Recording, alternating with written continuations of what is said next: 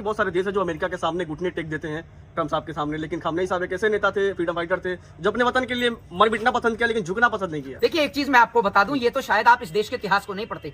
मैं आपको बता दूं कि खामनेई साहब जैसे लोग भारत की मिट्टी में भी पैदा हुए हैं। खामनेई साहब जैसे लोग भारत की मिट्टी में भी पैदा हुए हैं। फर्क सिर्फ इतना है कि उस वक्त पर आप और हम उन्हें देखने के लिए नहीं थे, वरना उसी इतिहास का एक पन्ना और पलटिए और देखिए जाकर कि श्रीमती इंदिरा गांधी ने अमेरिका को कैसा मुंह तोड़ जवाब दिया था, जब पाकिस्तान के दो टुकड़े कर पाकिस्तान और बांग्लादेश बना दिया था। हमारे देश पे हर जगह जहां जहां जब भी जिस वक्त भारत के ऊपर कोई भी आपदा आई, ईरान अपने तेल अपने गैस से भारत के साथ खड़ा रहा। मैं आपको बताना चाहता हूं, मैंने शुरुआत में भी बताया, दोबारा भी इस बात को इसलिए बोल रहा हूं क्योंकि 1990 में अमेरिका ने हमारे ऊपर प्रतिबंध लगाया। तब हमें किसी ने तेल दिया नहीं, हमें किसी ने गैस नहीं दी। तब भी अमेरिका के विरुद्ध जाकर भारत को ईरान ने तेल और गैस देने का काम किया, वो भी सस्ते दामों पर। तो हमारे देश के प्रधानमंत्री की विदेश नीति क्या है, ये तो मैं नहीं समझ पा रहा हूं। स्वर्गीय श्री माननीय श्री अटल बिहारी वाजपेयी जी, जो भारतीय जनता पार्टी के नहीं देश के नेता थे, उन्होंने भरी सदन में क्या कहा था, और ये उनका एक भाषण सुनाना चाहता हूं आप सबको। ये देखिए,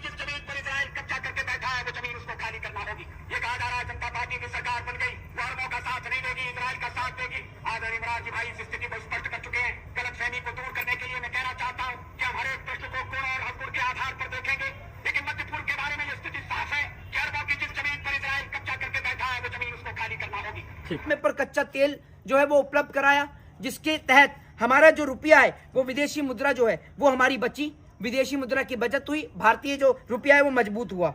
इसीलिए मैं और मेरा देश ईरान का समर्थन करता है। पर कुछ लोग कह रहे हैं तानाशाह का अंत हो गया।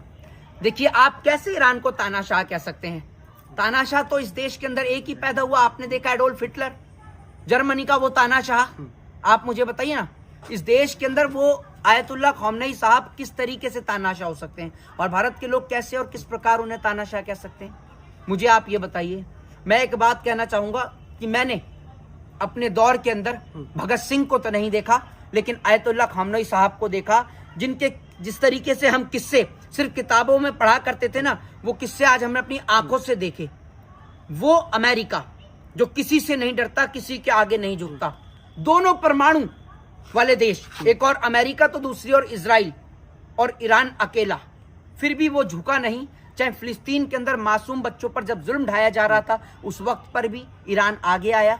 जिस वक्त पर गाजा में मासूम बच्चों को मारा गया, उस वक्त पर भी ईरान आगे आया। तो ईरान ने तो हमेशा भारत का साथ दिया, भारत का भी और उन तमाम मुल्कों का भी जहां पर लोग बोल नहीं रहे थे। जी, पर प्रधानमंत्री का कोई ट्वीट नहीं है, कोई संवेदना व्यक्त नहीं किया उन्होंने खामनेई साहब को लेकर के। देखिए एक चीज मैं आपको बता दूं, भारत देश के प्रधानमंत्री की विदेश नीति मुझे नहीं पता कि कौन तय करता है, और हम एज अ इंडियन सिटीजन, हम एज अ भारतीय नागरिक, हम तो अपना जो पुराना इतिहास है हम वो इस देश की जनता को बता सकते हैं, उससे ज्यादा हम कुछ नहीं बता सकते।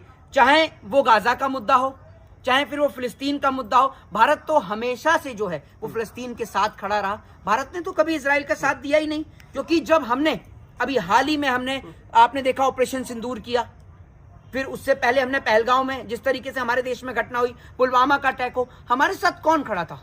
मैं पूछना चाहता हूं कि हमारे साथ कौन खड़ा था? लेकिन सवाल ये कि नरसंहार करने वाला देश इजराइल भारत का दोस्त कैसे हो सकता है, लोग कह रहे हैं। देखिए एक चीज मैं आपको दिखा देता हूं, ये वो क्लिप है उस दौर की जिस वक्त पर स्वर्गीय श्री माननीय श्री अटल बिहारी वाजपेयी जी, जो भारतीय जनता पार्टी के नहीं देश के नेता थे, उन्होंने भरी सदन में क्या कहा था, और ये उनका एक भाषण सुनाना चाहता हूँ आप सबको। ये देखिए, जिस जमीन पर इजराइल कब्जा करके बैठा है, वो जमीन उसको खाली करना होगी। ये कहा जा रहा है जनता पार्टी की सरकार बन गई, वो अरबों का साथ नहीं देगी, इजराइल का साथ देगी। आदरणीय इमरान जी भाई इस स्थिति को स्पष्ट कर चुके हैं। गलतफहमी को दूर करने के लिए मैं कहना चाहता हूं कि हम हर एक प्रश्न को गुण और हकूर के आधार पर देखेंगे, लेकिन मध्य पूर्व के बारे में यह स्थिति साफ है कि अरबों की जिस जमीन पर इजराइल कब्जा करके बैठा है, वो जमीन उसको खाली करना होगी। ठीक, ये आपने अटल बिहारी वाजपेयी जी का ये स्टेटमेंट है।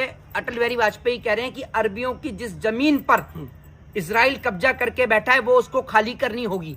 वो स्टेटमेंट में कह रहे हैं कि अगर इजराइल ये सोच रहा है कि भारत में भारतीय जनता पार्टी की सरकार बन गई तो हम उसका साथ देंगे, तो ये गलत फहमी पहले मोरारजी देसाई दूर कर चुके हैं। लेकिन एक बार फिर मैं इस बात को दोहराना चाहूंगा, ये बात स्वर्गीय श्री माननीय अटल बिहारी वाजपेयी ने कही। यानी हमारे देश के प्रधानमंत्री जो हमेशा फिलिस्तीन के साथ खड़े रहे, हमारे देश पे हर जगह जहां जहां जब भी जिस वक्त भारत के ऊपर कोई भी आपदा आई, ईरान अपने तेल अपने गैस से भारत के साथ खड़ा रहा। मैं आपको बताना चाहता हूं, मैंने शुरुआत में भी बताया, दोबारा भी इस बात को इसलिए बोल रहा हूं क्योंकि 1990 में अमेरिका ने हमारे ऊपर प्रतिबंध लगाया, तब हमें किसी ने तेल दिया नहीं, हमें किसी ने गैस नहीं दी। तब भी अमेरिका के विरुद्ध जाकर भारत को ईरान ने तेल और गैस देने का काम किया, वो भी सस्ते दामों पर। तो हमारे देश के प्रधानमंत्री की विदेश नीति क्या है ये तो मैं नहीं समझ पा रहा हूं, क्योंकि मैं आपको बता दूं, विदेशी मुद्दों पर अपनी राय को रखना, आप ये समझिए इसमें आपके ऊपर राजद्रोह का मुकदमा, देशद्रोह का मुकदमा, ये तमाम चीजें दर्ज हो सकती हैं। और जिस तरीके से भारत के अंदर आपने प्रोटेस्ट भी देखा, जम्मू कश्मीर से लेकर दिल्ली तक और दिल्ली से लखनऊ तक, तमाम पूरे भारत में आपने देखा कि सब लोग प्रोटेस्ट कर रहे थे। रीजन मैं बताता हूं आपको क्या है। जिस तरीके से हिंदुओं के अंदर पुजारी होते हैं, जिस तरीके से क्रिश्चियंस के अंदर पॉप होते हैं, ठीक उसी तरीके से शिया मुस्लिम के अंदर जो है वो होते हैं आपका क्या कहते हैं, खोमनई जी। तो मैं आपको बता दूं कि उसी तरीके से वो उनके धर्म गुरु थे, खोमनई साहब जो थे, आयतुल्लाह खोमनई साहब, ठीक है। तो वो लोगों ने उनके लिए जो है वो प्रदर्शन किया, प्रोटेस्ट किया, क्योंकि उनके जो धर्म गुरु हैं वो शहीद हो गए। और बड़ी बात यह है कि वो 85 साल का बूढ़ा जिसने दिखा दिया कि जंग जो है वो हथियारों से नहीं हौसलों से लड़ी जाती है। और मैं उनको बूढ़ा नहीं कहूंगा, क्योंकि बूढ़ा कहना तो उनकी ताकत की तौहीन होगी। मैं ये कहूंगा कि वो 85 साल के नौजवान जिन्होंने दिखाया कि जब बात अपने वतन, अपने मिट्टी और अपनी धरती की होती है तो हम इसके लिए अपने आप को भी इस देश के लिए कुर्बान कर सकते हैं। और मैं आपको जी बट मैं एक चीज कहना चाहूंगा कि जंग से आज तक ना तो कभी किसी को कुछ हासिल हुआ है और ना कभी इस जंग से कभी किसी को कुछ हासिल होगा। जंग में सिर्फ इंसानियत और मानवता वो शर्मसार होती है, और जंग में सिर्फ बेकसूर लोग मारे जाते हैं। तो जंग से तो कभी कोई समाधान निकला नहीं है। और मैं एज अ भारतीय सिटीजन जी सवाल ये है कि बहुत सारे देश है जो अमेरिका के सामने घुटने टेक देते हैं ट्रम्प साहब के सामने, लेकिन खामनेई साहब एक ऐसे नेता थे, फ्रीडम फाइटर थे, जो अपने वतन के लिए मर मिटना पसंद किया लेकिन झुकना पसंद नहीं किया। देखिए एक चीज मैं आपको बता दूं, ये तो शायद आप इस देश के इतिहास को नहीं पढ़ते। मैं आपको बता दूं कि खामनेई साहब जैसे लोग भारत की मिट्टी में भी पैदा हुए हैं। खामनेई साहब जैसे लोग भारत की मिट्टी में भी पैदा हुए हैं। फर्क सिर्फ इतना है कि उस वक्त पर आप और हम उन्हें देखने के लिए नहीं थे, वरना उसी इतिहास का एक पन्ना और पलटिए और देखिए जाकर कि श्रीमती इंदिरा गांधी ने अमेरिका को कैसा मुंह तोड़ जवाब दिया था, जब पाकिस्तान के दो टुकड़े कर पाकिस्तान और बांग्लादेश बना दिया था। आप जाकर देखिए ना। तो मैं आपको बता दूं कि जिस तरीके से ईरान हमारे साथ खड़ा रहता था, हमने भी उसका साथ दिया। हमें साथ देने का मौका नहीं मिल पाया, लेकिन आज शायद अगर हमें साथ देने का मौका मिल रहा है, ऐसा मैं आपको कहना चाहता हूं कि भारत ने हमेशा गुट निरपेक्षता की नीति को अपनाया। भारत ने हमेशा शांति की बात करी है, और हम कभी युद्ध हम करते ही नहीं है। हमने हमेशा शांति की बात करी है, और हमारे प्रधानमंत्री को कम से कम एक शांति पत्र वहां भेजना चाहिए, दोनों के बीच मध्यस्थता कराने की कोशिश करनी चाहिए। जैसे अंधभक्त कह रहे थे ना, पापा ने वॉर रुकवा दी, तो पापा के पास चांसेस हैं। तो मैं कहना चाहूंगा अंधभक्तों के डैडी से कि वंस मोर एक बार दिखाइए फिर अपना जलवा, खामनेई साहब कराइए जी। खामनेई साहब के शहादत को आप कैसे देख रहे हैं? देखिए मैं ये कहना चाहूंगा कि जिस तरीके से एक बादशाह जो अपनी प्रजा के लिए सब कुछ करता है, और जब बात उसके मुल्क की आती है, उसकी मिट्टी की आती है, उसके वतन की आती है, और ये जो जंग है ये बहुत पुरानी जंग है। और मैं आपको बता दूं ये बहुत पुरानी जंग है, ये कोई नई जंग नहीं है।